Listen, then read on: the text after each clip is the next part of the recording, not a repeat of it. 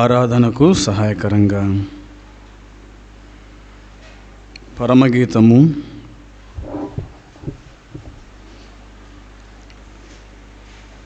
5వ అధ్యాయము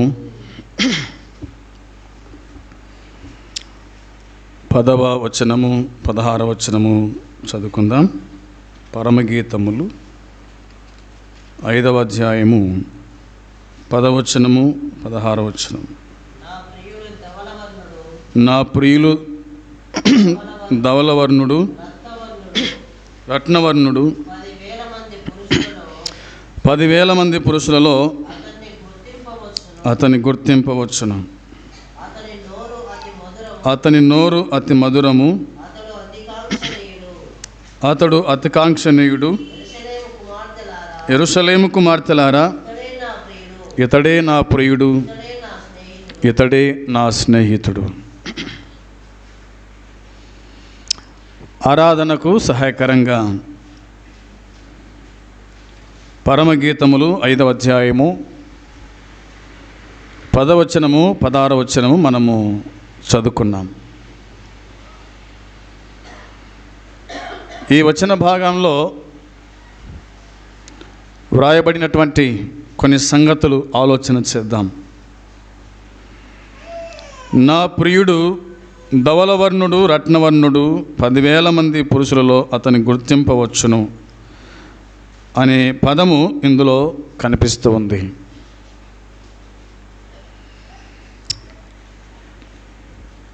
పదహారవ వచనంలో వ్రాయబడిన మాట మనము చదివినప్పుడు, అతని నోరు అతి మధురం, అతడు అతికాంక్షణీయుడు. యెరూషలేము కుమార్తెలారా, ఇతడే నా ప్రియుడు, ఇతడే నా స్నేహితుడు. యెరూషలేము కుమార్తెలారా అనే మాట ఉంది. యెరూషలేము కుమార్తెలారా, నా ప్రియుడు మీకు కనబడిన ఎడల ప్రేమాతిశయము చేత నీ ప్రియురాలు మూర్ఛిల్లినదని మీరు అతనికి తెలియచేయండి, మీరు చెప్పండి అని 8వ వచనం మనకు చెప్తుంది. ప్రియుడు ప్రియురాలు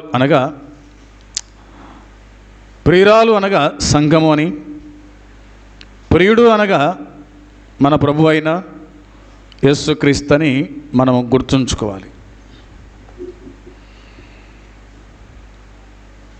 యేసు ప్రభు గురించి సంఘం యొక్క వర్ణన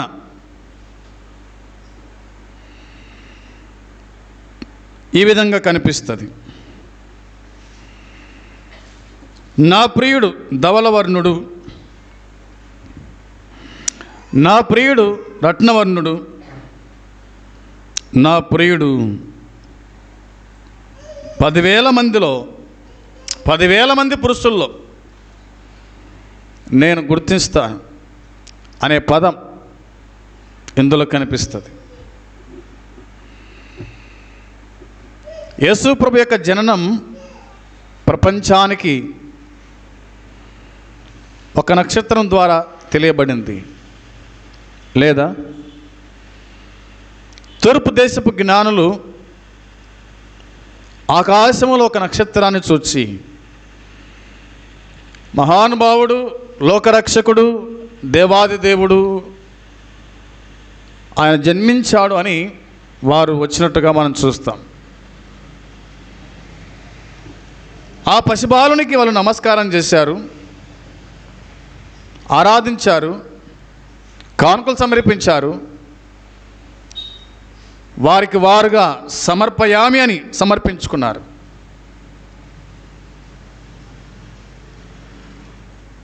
ఆయన ధవలవర్ణుడు అనే మాట కనిపిస్తుంది. మరి ఇలాంటి దేవుని గురించిన సంగతులు మనము ఆలోచన చేసినప్పుడు మనకును ఆయన ధవలవర్ణుడుగానే కనిపించాలి, రత్నవర్ణుడుగానే కనిపించాలి. 10,000 మంది పురుషుల్లో గుర్తింపదగిన వాడు కానీ మనం కూడా ఆయన గుర్తించే వారుగా ఉండాలని దేవుని వాక్యం జ్ఞాపకానికి తీసుకొని వస్తుంది. ఆయన మహిమ, ఆయన తేజస్సు, ఆయన ముఖ స్వరూపము ఏమిటో బైబిల్లో మనము చూడగలుగుతాం. రూపాంతరపు కొండ మీద పేతురు, యోహాను, యాకోబులకు దేవుడు తన మహిమను కనపరుచుకున్నాడు. అదేవిధంగా యేసు ప్రభు ఈ లోకం రాకముందు ఆయన మహిమలో ఉన్నటువంటి దేవుడు. ఏ నరుడు కూడా సమీపింపని తేజస్సులో ఆయన అమరుడుగా ఉన్నాడని దేవుని వాక్యం జ్ఞాపకం చేస్తూ ఉంది. మోసే భక్తుడు అన్నాడు, ప్రభువా నిన్ను చూడాలి అన్నప్పుడు ప్రభు అన్నాడు, ఏ నరుడు నన్ను చూసి బతకలేడు మోసే అని అన్నాడు.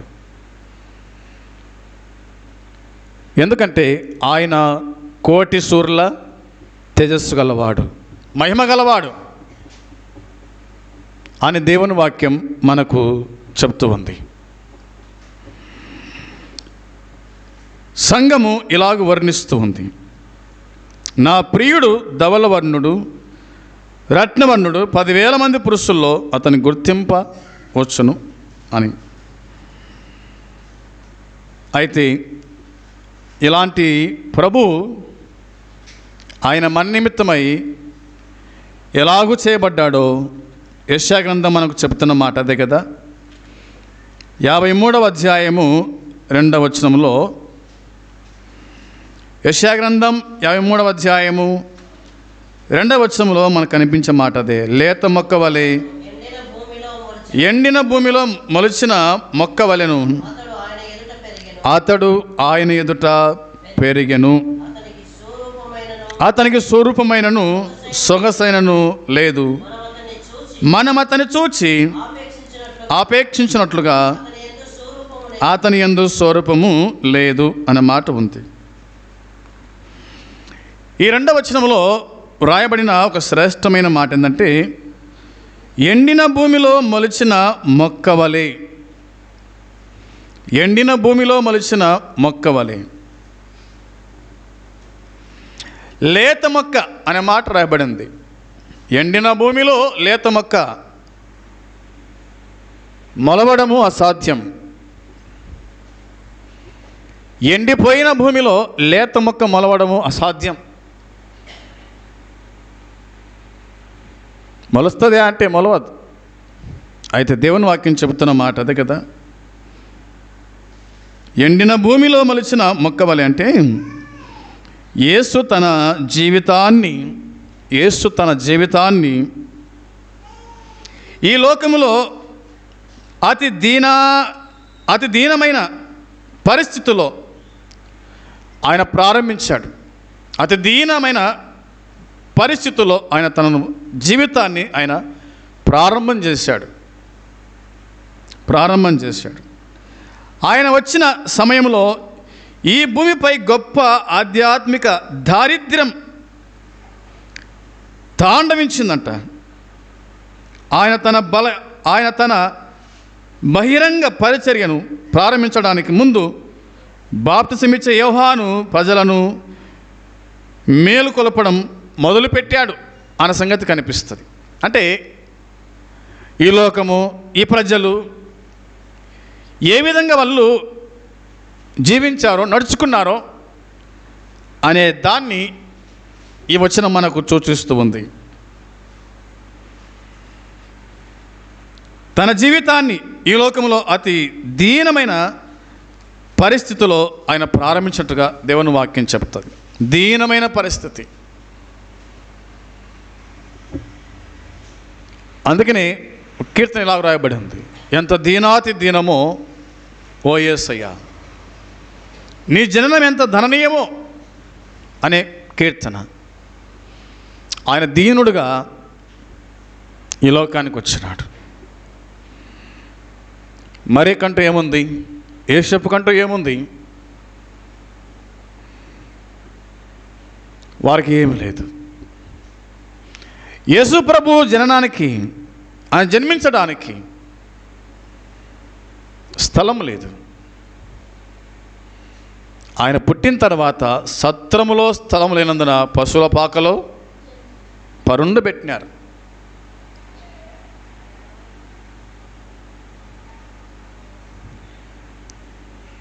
అంత దీనాతి దీనుడుగా, లోకరక్షకుడుగా ఆయన భూమి మీదకి వచ్చాడు. అన్నీ ఉన్నోడు. పరలోకము నా సింహాసనము, భూమి నా పాదపీఠం అన్నాడు. కేరుబుల చేత, శరాపుల చేత, 4 జీవుల మధ్యలో, 24 పెద్దల మధ్యలో ఆరాధించబడుతున్న దేవుడు, పూజించబడుతున్న దేవుడు, మహిమలో ఉన్న దేవుడు ఆయన ఈ లోకంలో ఎలాగ పుట్టాడు?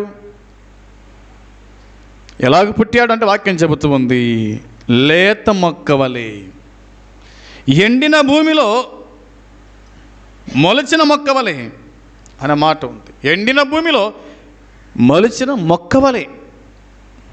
ఎండిన భూమిలో మొలిచే మొక్కకు స్వరూప్యం ఉండదు, స్వరూపం ఉండదు. ముందే ఎండ, ఈ భూమి ఎండిపోయింది.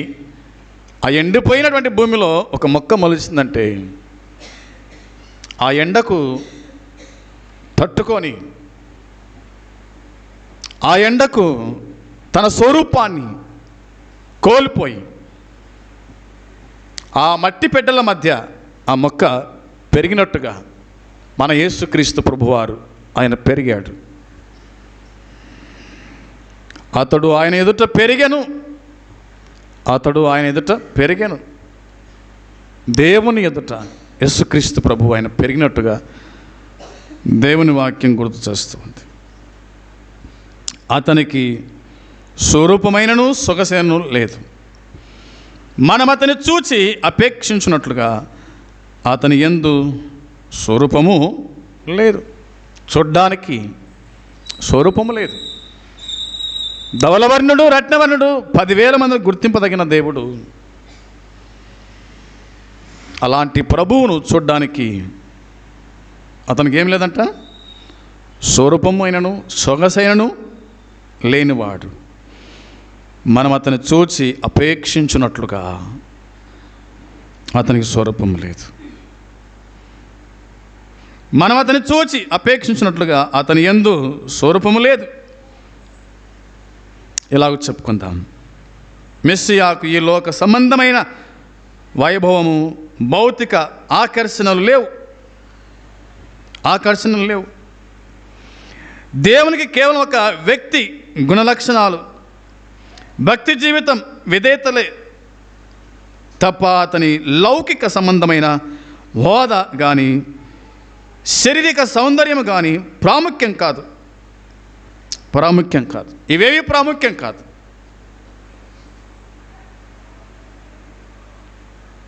యేసు ప్రభువునికి ఇవేం ప్రాముఖ్యం కావు. ఇవే ప్రాముఖ్యమైతే కనుక ఆయన ఈ లోకానికి రావాల్సిన అవసరము ఎంత మాత్రం లేదు. కాబట్టి అతన్ని మనము ఎన్నిక చేయలేకపోవచ్చు. 3వ వచనం చూడండి, యెషయా గ్రంథం 53:3లో అతడు తృణీకరింపబడిన వాడాయను, మనుషుల వలన విసర్జింపబడిన వాడును, వ్యసనాక్రాంతుడుగాను, వ్యాధిని అనుభవించిన వాడుగాను, మనుషులు చూడనొల్లని వాడుగా ఉండెను. అతడు తృణీకరింపబడిన వాడు గనుక మనం అతని ఎన్నిక చేయకపోతిమి.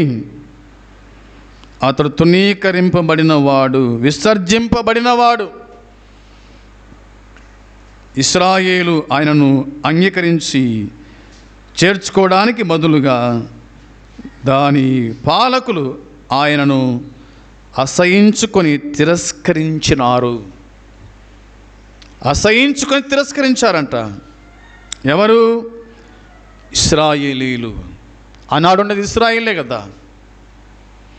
ఇశ్రాయేలీలు ఆయనను అంగీకరించి చేర్చుకోవడానికి బదులుగా దాని పాలకులు ఆయనను అసహించుకొని తిరస్కరించిరి. అసహించుకున్నారంట. రెండవదిగా తిరస్కరించినారు. తిరస్కరించిరి అన్నమాట ఉంది. 52:14 చూడండి. యెషయా గ్రంథం 52:14లో నిన్ను చూచి ఏ మనుష్య రూపము కంటే అతని ముఖమును, నరరూపము కంటే అతని రూపమును చాలా వికారమని చాలామంది ఎలాగూ విస్మయమందిరో అన్నమాట ఉంది. విస్మయమందిరో.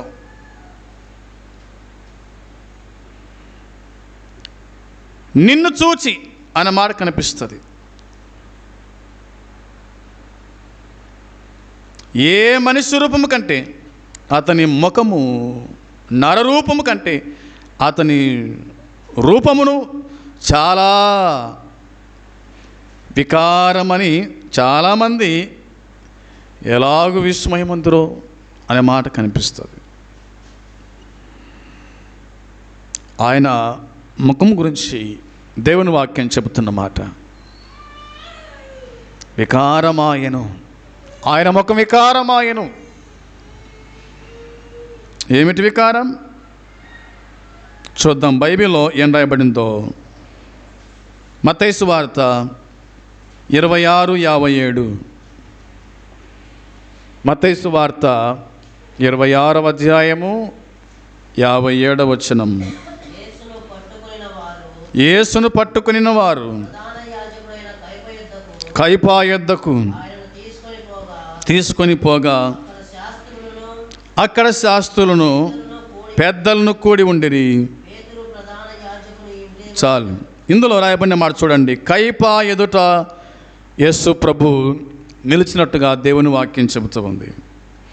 యేసును పట్టుకుని వారు ప్రధాన యాజకుడైన కయపా యొద్దకు ఆయన తీసుకొని పోగా అక్కడ ఎవరున్నట్ట? శాస్త్రులు, పెద్దలు కూడి ఉండిరి. పెద్దలు, శాస్త్రులు కూడి ఉండిరి అనే మాట కనిపిస్తుంది. యేసును పట్టుకున్నారు. యేసును పట్టుకున్నారు. యేసు ప్రభు అన్నాడు, మీరెవరిని వెతుకుచ్చు ఉన్నారు? వాళ్ళు అన్నారు, నజరేయుడైన యేసును అన్నప్పుడు ఆయనను నేనే అని అన్నప్పుడు వారందరూ వెనక్కి జోగిరని మాట కనిపిస్తుంది. యేసును పట్టుకొని క్రీస్తు బంధించిన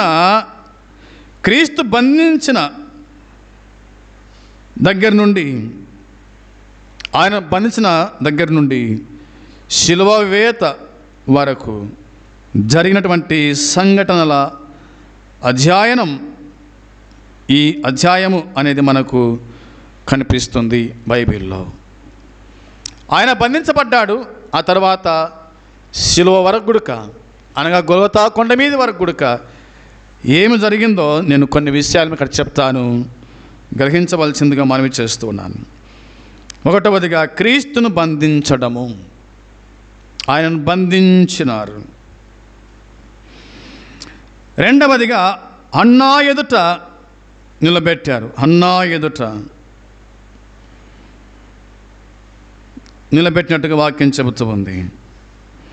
ఇక మూడవదిగా పేతురు యేసు ఎవరో అని చెప్పడము మనకు కనిపిస్తుంది. ఇక నాలుగవదిగా యూదా మహాసభ యేసుకు శిక్ష విధించటం. ఐదవదిగా యూదా మరణం మనకు కనిపిస్తుంది. తదుపరి పిలాతు ఎదుట చట్టపరమైనటువంటి విచారణ ఆరవదిగా మనం చూస్తాం. ఏడవదిగా హేరోదు విచారణ, మళ్ళీ పిలాతు కాడికి తీసుకొని వెళ్ళినట్టుగా దేవుని వాక్యం మనకు చెబుతూ ఉంది. ఎనిమిదవదిగా అపహాస్యము చేయడం. తొమ్మిదవదిగా వీధుల గుండా కలవరి ఊరేగింపు. పదవదిగా శిలువ వేయడం. ఇన్ని విషయాలు ఆయన గురించి రాయబడిన మాట. క్రీస్తునందు సోదరి సోదరులారా, ఆయన బంధించి మొదలుకొని శిలువ వేసేంత వరకు గుడక అన్ని సంగతులు బైబిల్లో మనకు కనిపిస్తాయి. ఆయన శిలువ వేయబడ్డాడు. ఎర్రటెండ వేళ మిట్ట మధ్యాహ్న వేళలో తన శరీరం అంతా కూడా మాడిపోయింది. ఎర్రటి ఎండ, అది మిట్ట మధ్యాహ్నపు వేళ. అప్పటికే దేహమంతా కొరడా దెబ్బలు, రక్తమంతా కూడా కారిపోయింది, దుర్వాసనతో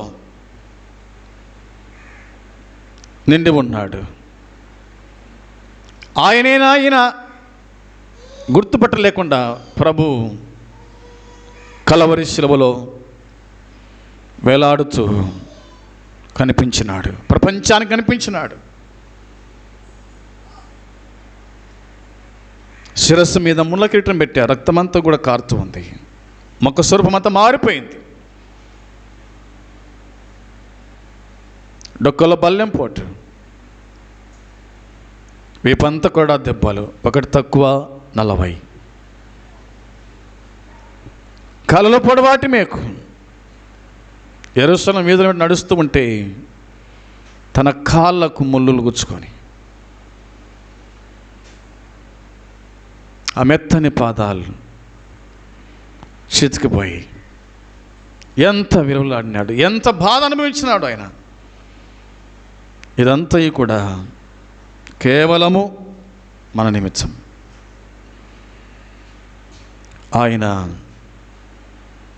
ఆ బాధ తట్టుకోలేక చివరికి, నా దేవా నా దేవా నన్నెందుకు చెయ్యి విడిచితివే, సమాప్తమైంది అని తన ఆత్మను తండ్రికి అప్పగించినాడు. ధవలవర్ణుడు, రత్నవర్ణుడు, 10,000 మంది పురుషుల గుర్తింపు తగిన దేవుడు చివరికి ఏమైనాడంటే, ఆయన మనము ధవలంగా మారడానికి, మనము సొగసుగా మారడానికి, మనము బాగుండడానికి ఆ ప్రభు అయిన యేసుక్రీస్తు ఆయన తన శరీరాన్ని అప్పగించేసినాడు, తన దేహాన్ని అప్పగించినాడు, తన శిరస్సు, తన కాలు, తన చేతులు సమస్తాన్ని అప్పగించి మనల్ని స్థితిలో ఉంచాడు. కాబట్టి ఆ ప్రభువును మనము జ్ఞాపకానికి తెచ్చుకోవాలి. నన్ను జ్ఞాపకం చేసుకోవడానికి దీన్ని చేయండి, ఇలాగ చేయండి అని ప్రభు చెప్పిన మాట లేఖనాలు చెబుతున్నాయి. ఆ విధంగా ప్రభువును మనము జ్ఞాపకం చేసుకుంటూ, ప్రభువును మనం స్తుతిస్తూ ఆరాధిస్తూ మనం ముందు కొనసాగుదాం. అట్టి కృప దేవుడు మనకు అనుగ్రహించును గాక. ఆమేన్.